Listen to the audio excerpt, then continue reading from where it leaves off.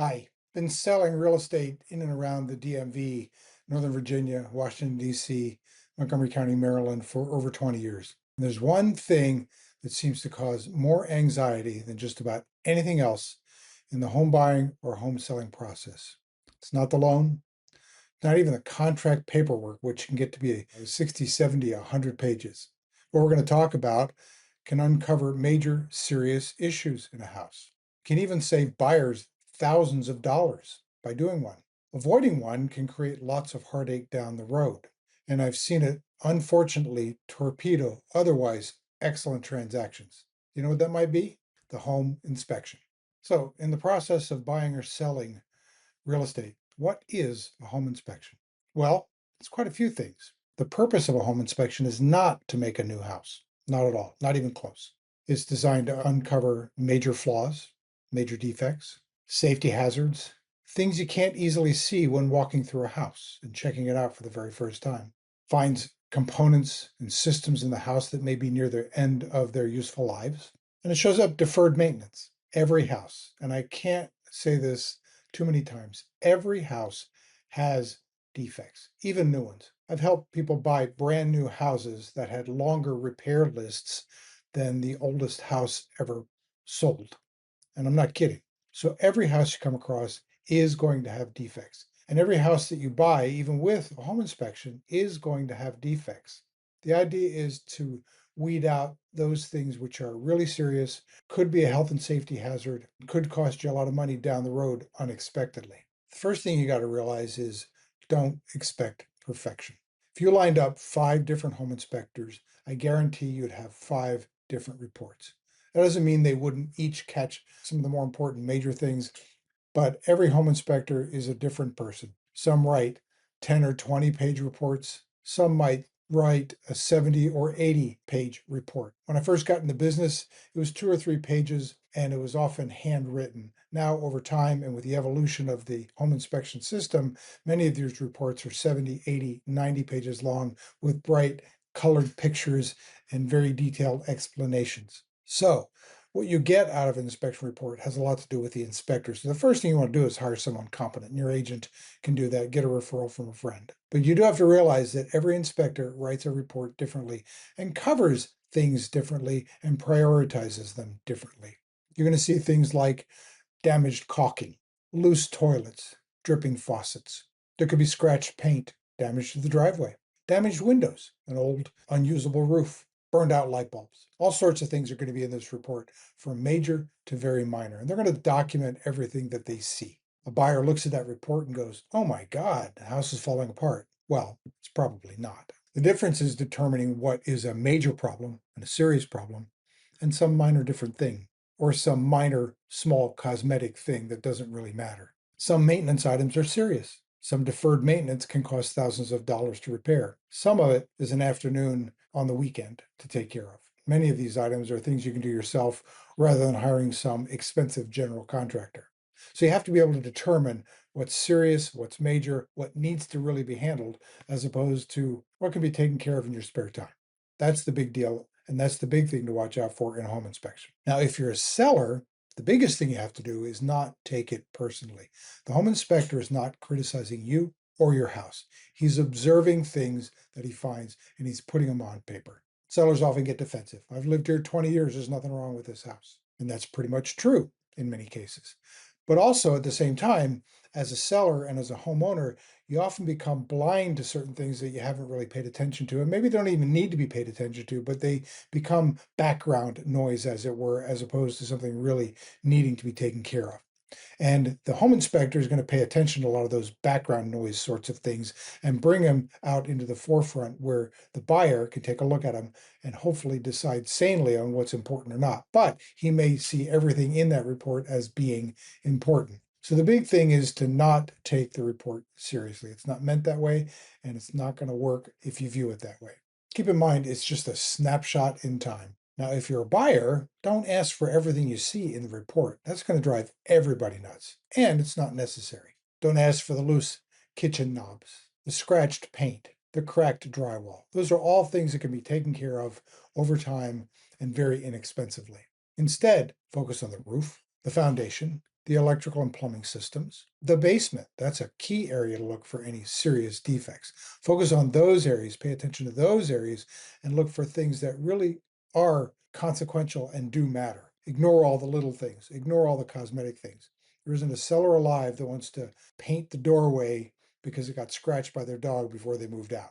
The basement, as I mentioned, is a key area to look very closely. If there are issues with water drainage in the property, they're going to show up in the basement. Mustiness, water intrusion, potentially mold, discoloration. Those are things to pay attention to. You can see a lot of the pipes and the infrastructure in the basement, at least in whatever part of it may not be finished. Look for leaks. Look for damage to wiring and plumbing. Have the inspector check out, as he usually will, the electrical system, the electric service panel. These are areas where you find the potential for serious issues with a house, and those are the ones you want to pay attention to. And just because the HVAC system is older doesn't mean it needs to be attended to. We bought our house in 2006. The HVAC system was installed somewhere around 1995. So by the time we bought the house, it was already 10 years old. Statistically, it had another 10 years to go. Well, we kept that bugger running until about 2021 before we actually had to replace it. So it got a lot more years on it than the statistics said it would. So don't get worried about an HVAC system that may be running long in the tooth, because just the fact that it's older, if it's been maintained, if it's been cared for, if it's been kept up to date, it could run quite a bit longer than the statistics will say that it will. Now, if you're a seller, you can save yourself lots of time and lots of money by looking around your house before you put it on the market. One of the things that you have to be careful of is if you have a $100 issue that you know is in your house, something damaged, or something that needs to be fixed, the buyer is going to double that in many cases. He's going to take that $100 and turn it into $200. He may take that $1,000 issue and turn it into five. When the buyer is coming through the house, he's worried, he's nervous, he is taking everything as a major issue. So you have to be careful to eliminate as many as you can. Some people recommend doing a home inspection before you put the house on the market. That can be a good idea. But if you find things in the home inspection that you don't take care of, then you may have to disclose them if it's something now that you know about that you didn't know about prior to the inspection. So speak with your agent about whether that's ideal in your particular case. But you should go around your house. Look at the caulking in the bathroom. Does it need to be redone? Is the handrail loose? Is the carpet damaged? Is the flooring scuffed and damaged? Is the HVAC up to date on its maintenance? People will look at a dirty HVAC system and assume there's something wrong with it, when if it's older and clean, they might not even pay attention to it.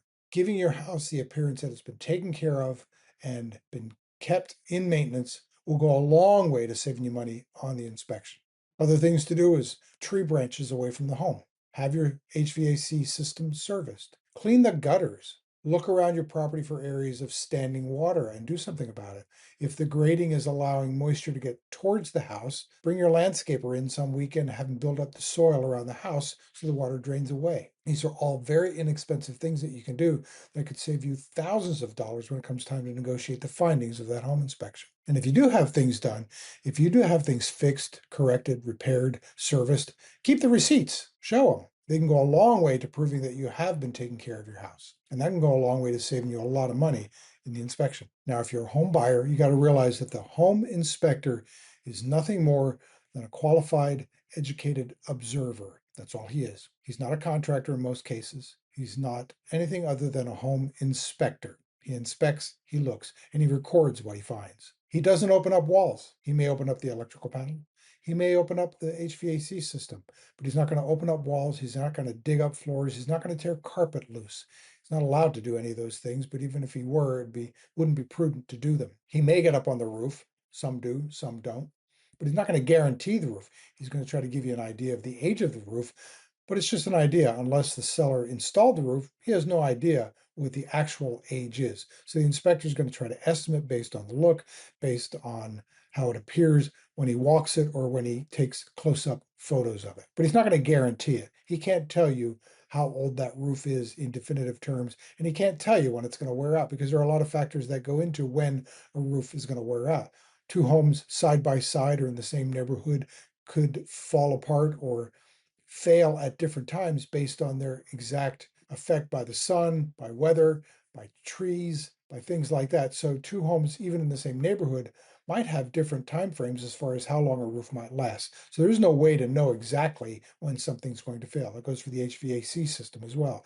You can look often at the service record on the HVAC, and that'll give you a good idea. If it's been taken care of, there's a good chance it's going to last longer. If it hasn't, then you might be suspect. But neither of those things are guarantees. Now, here's where things begin to fall apart in many cases. The buyer thinks everything should be fixed. The seller thinks, I don't have to fix anything. The truth is actually somewhere in the middle, and a good set of agents and buyers and sellers that can be reasonable with each other can come to terms. And in most cases, it's usually not as painful as people have said it might be. As we mentioned, you pay attention to health and safety hazards, expected costly near future repairs, serious building issues, damaged building systems. All of those things are things to pay attention to and focus on. The seller may not be willing to replace an entire HVAC system, but he may be willing to contribute to some of the cost of it. Sometimes it's just a matter of repairs. Sometimes it's a matter of credits. Sometimes it can be both.